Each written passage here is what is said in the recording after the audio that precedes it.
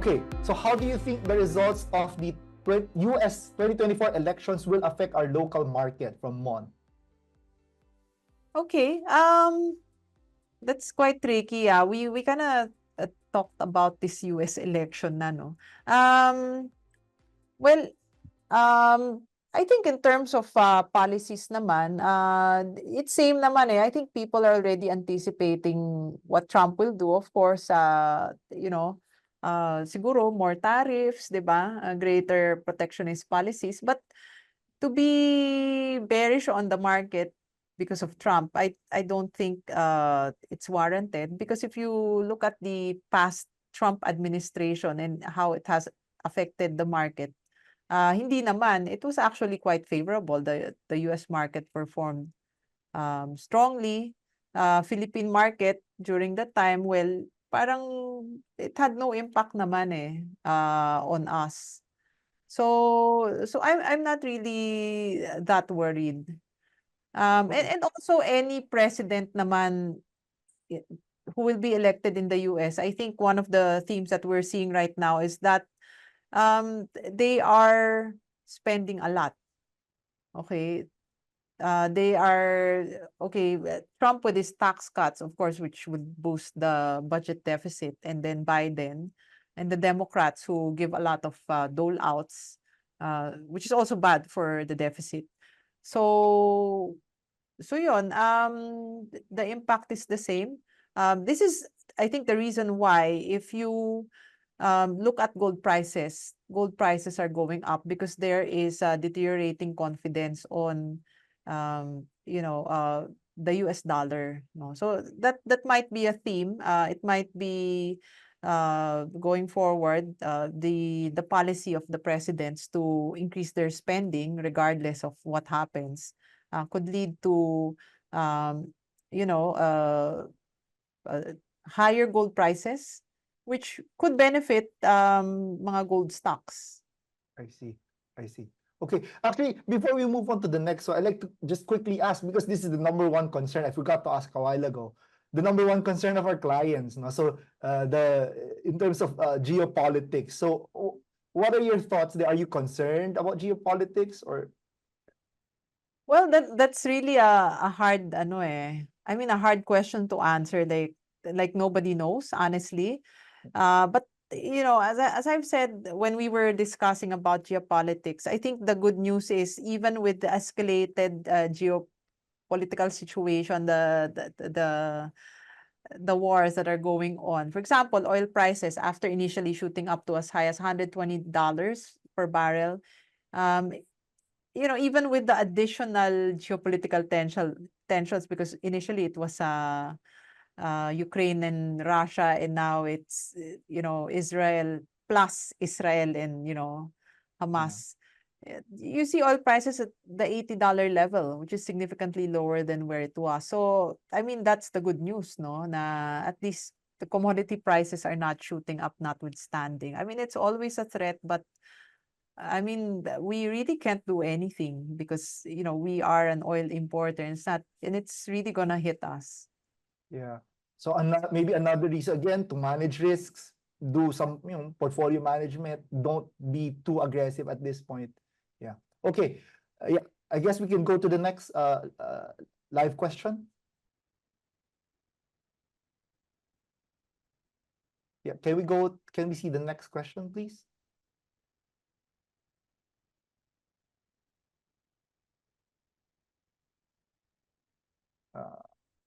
I'm not seeing the next question.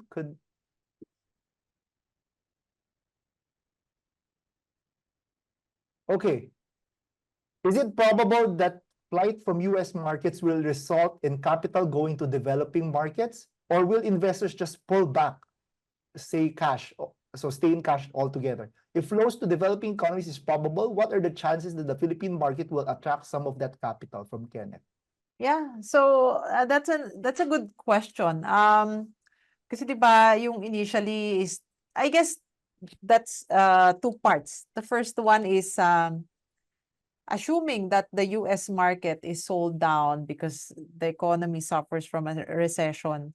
Can the Philippine economy decouple? The answer is probably no.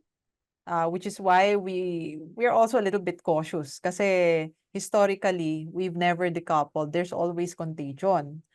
But that said, once the dust settles, I think there is a chance that the foreign investors will take a closer look at their options. And in the past, they were so heavily overweighted in the US, they might actually, take a closer look at the alternatives that are available, which include emerging markets such as ourselves that have better managed financials compared to the US and much cheaper valuations. Okay, so it's both. No? So in the short term, it's probably hard to imagine the Philippines decoupling. So if they go into a recession or a hard landing, unfortunately, we're still gonna get affected.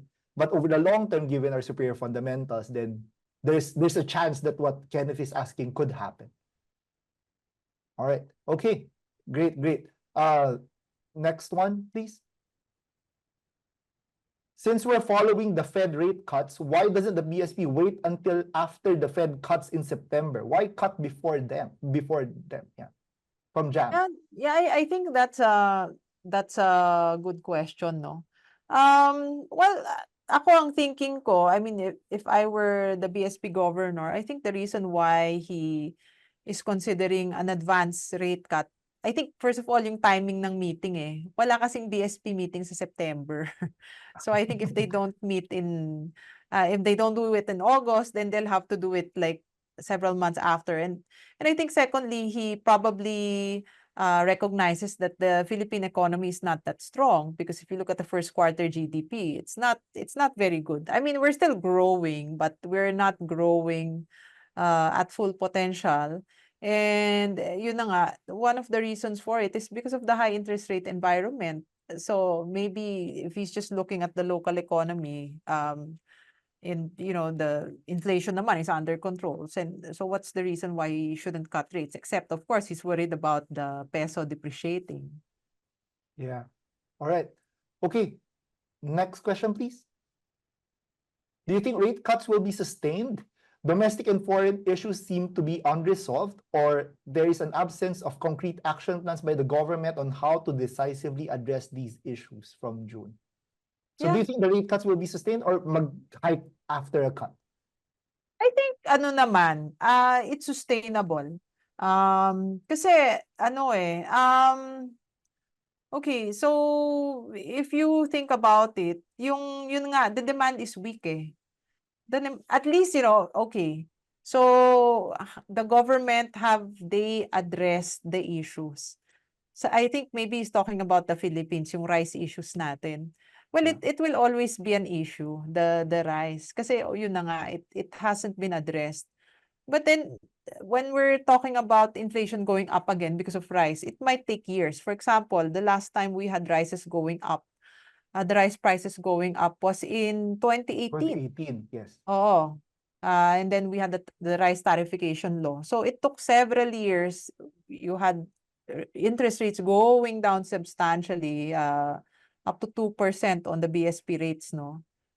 Before, again, going up. So it's a cycle. So I agree, as far as the cycle is concerned, it's probably going to happen again.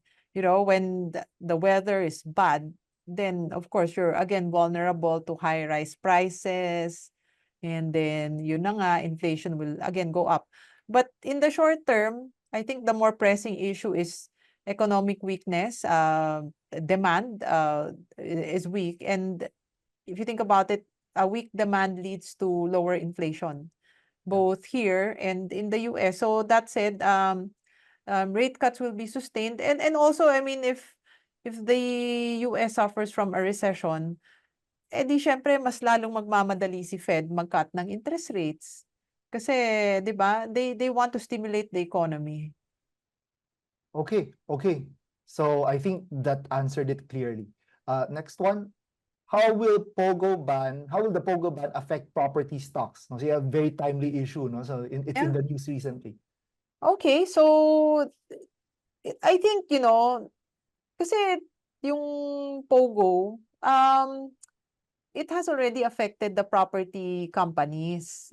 Because, right now, di ba, we have a vacancy rate of close to 20% on office properties. And one of the reason for that is that during the pandemic, a lot of the POGOs left the country and they didn't come back. Okay, so that's one of the reasons why the vacancy rates are so high. So, well, according to the property consultants, they're not seeing more POGOs leaving the country anyway. At least yung mga legal na nasa mga offices. So that part has been addressed. So yeah, I don't think naman na the impact is still significant. On the positive side, we're seeing strong demand from IT BPM. Baka naman sa IT BPM, oh, yan. I mean, let's talk about it. One of the concerns as far as that sector is concerned is artificial intelligence. Okay, but Okay. so far, that is not affecting the sector yet because there are different types of sectors or segments or verticals as far as this IT BPM sector is concerned. And yun na nga, you also have the trend in the US where companies are doing cost-cutting measures and it's still so cheap for them to come to the Philippines to set up yung kanilang mga BPO offices. So right now, when you talk to property companies, ang sinasabi nila, the IT BPM sector is still growing very fast because yun na nga, the demand is not a problem. It's more of the Philippines supplying the talents to address or to be able to address the needs of the clients. That is a problem as far as growth is concerned. All right. Okay. So last question ako pahabol. I think that's the last one for Slido that we have. But I have one last because I saw this one advanced question actually from Alexander. No? So he's asking, why does the daily value turnover in the markets seem to lag behind other regional markets? And if I may add, I guess my question is, what would it take to change that? I mean, what do you want to see going forward to, attract some foreign investors back to the Philippines? Yeah, I mean, I really don't know. I mean, partly kasi syempre, 'di ba, the market is weak eh. So if the market is weak, uh then people don't wanna buy, 'di ba? If the Yeah. market is strong, ipapasok lahat yung attention. I think one of the factors that I mean, foreign investors, aside from performance, they wanna see more options, because we don't have a lot of IPOs. We don't have a lot of new interesting companies that are being listed. The market cap of the Philippines is very small and the Philippines is such a small portion of their total basket. So parang naging rounding number na lang yung Philippines eh, 'di ba? So I see. Yeah. unfortunately, I mean sometimes if they want to be more focused, then sabihin nila we won't invest there anymore kasi ang liit-liit na lang. So yeah, I think we need to see more companies listed so that the market cap increases and hopefully we'll see also mga exciting companies Okay. that are part of the ongoing trends happening. For example, 'di ba yung during the time of the pandemic, nauso yung mga renewable energy, 'di ba? And then Yes. we had yung ASEN, 'di ba? And Yeah. then yun nga yung mga REITs lumabas because interest rates were very low at the time. So when the REITs came out, they became very popular. So you need things like that to excite the market and to boost value turnover. Unfortunately, right now, yung mga uso, yung mga artificial intelligence, we don't Yeah. have anything as far as artificial intelligence is concerned. Okay. All right. I think that's all the time that we have for today. So thank you to our audience for both the advanced questions and the live questions. No, unfortunately, we can't answer them all, but we tried our best. So before we let you go, April, would you like to share some final thoughts for our audience? Okay, sige. Parang ang dami nating napag-usapan, but I guess, the market is, well, first of all, I think as far as inflation and interest rates concerned, I think this is finally it, no? After a lot of false starts, it looks like inflation and interest rates are finally on the way down. And, that definitely is something that's good for the stock market, at least for the short term. But I guess, can interest rate cuts turn this market around on a sustainable basis? I don't think it can. At least in the short term, I don't think it can, because we're still dealing with some threats that include maybe some weakness in the short term in the local economy, as the low interest rates work with lags, and then the potential of a US recession in a bear market and contagion in the Philippines. But that said, of course, it doesn't mean that there are no opportunities to make money in the stock market. We do have some, good bottom up stories, like, we talked about, telcos and, maybe beneficiaries of lower rates, just REITs, and then other place like power. And over the long term, I think this is a good opportunity. If the market is sold off, it's a good opportunity to actually come into the market for a better, longer term performance. All right, all right. So thank you so much, April, for taking the time to share your insight with us today. Okay, thank you, Charles, and thank you to our clients for attending our session today.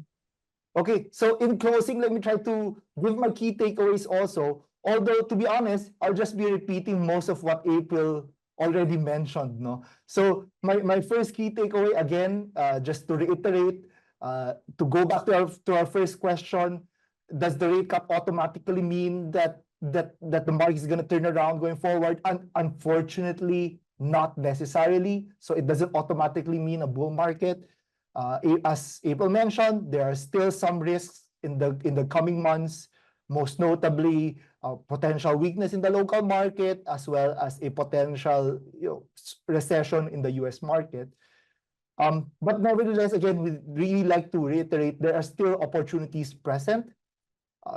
April mentioned about the trading window that we have in the short term, as people price in the rate cuts, and all the promise of lower interest rates. Also, at the same time, April also give some bottom-up stock picks, those that benefit from lower rates, those that benefit from, that are resilient despite a potential recession, and those with unique bottom-up stories like telco, like GT Capital with Toyota, and so on. So there are definitely some opportunities. And again, to just reiterate, a potential recession is maybe a risk, but it's also an opportunity for us to accumulate for the longer term, right? In fact, as April I think mentioned a while ago, that's probably the last opportunity that we have, right? If it does come, the US recession does come, and the local stock market gets sold off, then that's probably the biggest opportunity that we'll have for quite some time. So please be ready for that one. Finally, I like to think that we need to stay invested, right? But at the same time, continue to manage risks. So April discussed just a while ago, if you're heavily invested, heavy exposure, maybe you could use this opportunity to lighten a bit. But if you're underinvested, then you can slowly accumulate. No need to rush, but you can start accumulating already. And so just to continue to stay invested, but always don't forget about now is not yet the time to be super aggressive in the market today. Okay, so for those of you who'd like to get more frequent updates from April, including her stock picks, please, you may follow her Calling the Shots report, which we publish monthly. And you can find that under the research tab on our website. Okay, I'd like to also thank our research team for helping us today answer some of your questions. So with that, we hope that this afternoon has been super helpful for you guys. Wishing all of us a much better second half. We thank everyone again for watching. Have a great weekend, and till next time.